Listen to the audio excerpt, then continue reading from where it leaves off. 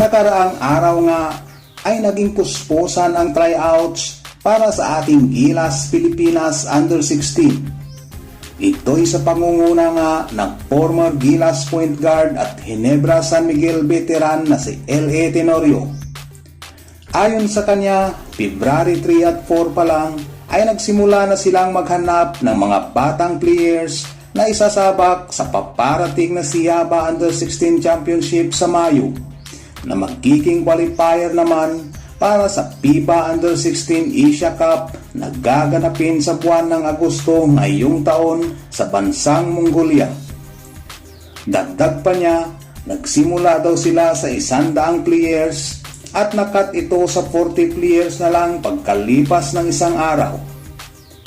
Talagang mahirap daw pumili dahil napakarami daw ng mga magagaling na nag-participate.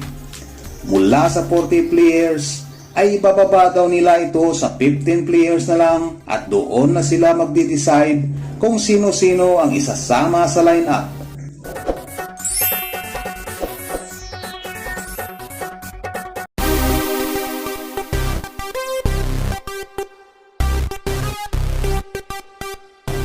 Matatandaang itinalaga si Teniente ng pamunuan noon pang Nobyembre ng nakaraang taon kapalit ni former Gilas Youth Head Coach Josh Reyes.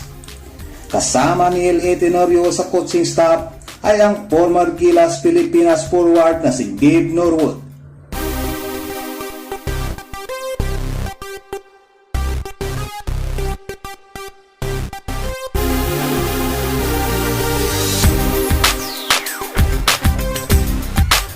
Hanggang dito na lang mga boss, abang-abang na lang tayo sa mga ilalabas ng ating pamunuan sa kung sino-sino ba ang mga napili at napasama sa lineup para sa ating Gilas Boys Under 16. Maraming salamat sa suporta at God bless sa ating lahat.